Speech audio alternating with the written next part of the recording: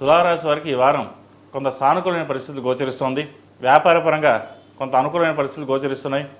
రావాల్సిన బెనిఫిట్స్ ఏవైతే ఉన్నాయో వస్తాయి.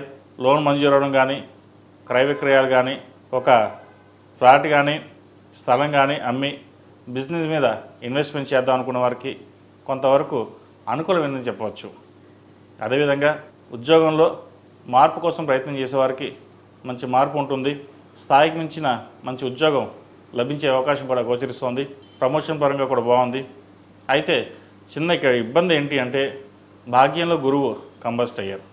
అది ఈ నెల 21 వరకు ఉంటారు కాబట్టి చిన్న చిన్న ఆటపోట్లు అనేవి ఏర్పడతాయి. అంతకుమించి ఎటువంటి ఇబ్బందులు ఏమీ ఉండవు. కాస్త పిల్లల ఆరోగ్యం పట్ల కాస్త జాగ్రత్త తీసుకోవాలి. పంచమంలో రాహు అంత బలంగా లేడు. సంతానం పట్ల కొన్ని జాగ్రత్తలు తీసుకోవడం చెప్పదగినది. ముఖ్యంగా గర్భిణీలు అయితే ఆరోగ్య విషయంలో జాగ్రత్తలు తీసుకోవడం చెప్పదగిన సూచన. అదేవిధంగా ఏదైతే ఆరోగ్యపరంగా ఇబ్బందులు అయితే ఉన్నాయో వీరికి ఆరోగ్యం కుదుట పడుతుంది. ఒక స్థలం కానీ బంగారం కానీ కొనుగోలు చేయాలని చూస్తారు. ఫ్యూచర్ ఇన్వెస్ట్మెంట్ కోసం చేసే ప్రయత్నాలు ఏవైతే ఉన్నాయో అవి వారం లభిస్తాయి. అదేవిధంగా కళారంగాల్లో ఉన్నవారికి, కాస్మెటిక్స్, బ్యూటీషియన్స్, వైద్య వృత్తులు ఉన్నవారికి, చిరు వ్యాపారస్తులకు ఈ వారం సానుకూలపడే విధంగా గోచరిస్తోంది. కష్టానికి తగిన ప్రతిఫలం కూడా లభించే దిశగా కూడా ఉంది. రావాల్సిన ధనం ఏదైతే ఉందో అది ఈ వారం చేతికి అందుతుంది. అయితే ఎంత ఉన్నా ఖర్చు ఎప్పుడు అధికంగానే ఉంటుంది అనే బాధ ఎక్కువ ఉంటుంది. మనం బాగున్నాం, 10 మందికి సహాయం చేద్దామని మీరు ఆలోచిస్తారు. కానీ అందరూ మీ వైపు అలా ఉండరు.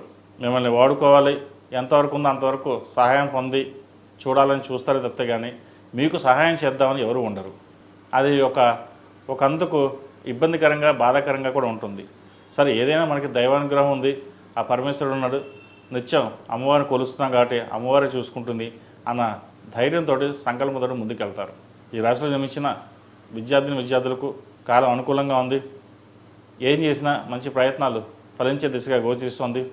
విదేశాల్లో ఉన్నవారు కూడా సానుకూలంగా ఉంటుంది. విదేశీ విద్యకు సంబంధించిన వ్యవహారాలు సానుకూలపడతాయి. వీసా లభించే విషయంగా గోచరిస్తోంది. అక్కడ ఉద్యోగ ప్రయత్నాలు చేసేవారు కూడా అనుకూలంగా ఉందని చెప్పచ్చు. అయితే సహోదరు మధ్య ఉన్న విభేదాలు ఏవైతే ఉన్నాయో అవి కొంత ఇబ్బందికరంగా ఉంటుంది. వాటి విషయంలో కొంచెం జాగ్రత్త తీసుకోండి. ముఖ్యంగా విద్యార్థులు దక్షిణామూర్తి రూపం ధరించడం చెప్పదగినది. అదే ఉద్యోగస్తులు అయితే సౌర కంకణం ధరించాలి. ప్రతిరోజు ప్రతినిత్యం దక్షిణామూర్తి స్తోత్రాన్ని పఠించడం చెప్పదగిన విషయం. ఈ రాశిలో జన్మించిన స్త్రీలకు ఉద్యోగ అవకాశాలు చక్కగా ఉన్నాయి. వ్యాపారం చక్కగా ఉంటుంది.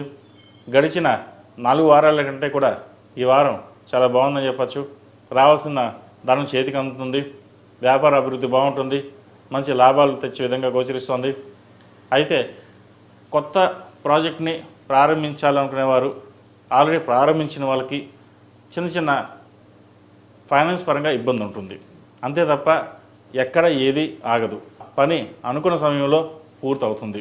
పిల్లలకి వివాహం చేద్దాం అని యోచిస్తారు. సరైన సమయంలో డబ్బు లేదు, ఎలా చేద్దామా అనే ఆలోచన కూడా ఏర్పడుతుంది. అయితే ఆ టైంకి వీళ్ళకి డబ్బు అందడం కూడా జరుగుతుందన్నమాట. ప్రస్తుతం మూడం కాబట్టి ఏదైనా కొన్ని ఆలోచనలు, సంబంధ విషయ వ్యవహారాలు ఏదైనా మాట్లాడాల్సుకుంటే మూడం అయ్యాక మాట్లాడండి, మంచి ఫలితాలు ఉంటాయి. సంతానం సంబంధించిన విషయ వ్యవహారాలు సానుకూలంగా ఉంది. మంచి వృద్ధిలోకి వస్తారు. అయితే వారి ఆరోగ్యం పట్ల కొంత శ్రద్ధ తీసుకోవడం చెప్పదగినది. ఈ రాశివారు ప్రతిరోజు ప్రతినిత్యం దక్షిణామూర్తి స్తోత్రాన్ని పఠించడం, అదేవిధంగా ప్రతిరోజు అమ్మవారికి మొగలు పువ్వు కుంకుమ కానీ, కుబరి కుంకుమతో కానీ ప్రతిరోజు అష్టోత్తరంతో పూజించండి. అమ్మవారి కటాక్షం వల్ల ఫైనాన్స్ పరంగా కొంతవరకు ఇబ్బందుల నుంచి తొలగుతాయి.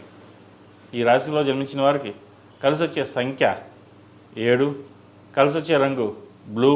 ఏదైనా పని మీద బయటికి వెళ్ళేటప్పుడు సోమవారం కానీ శుక్రవారం అడిగిన వెళ్ళండి, మంచి ఫలితాలు ఉంటాయి.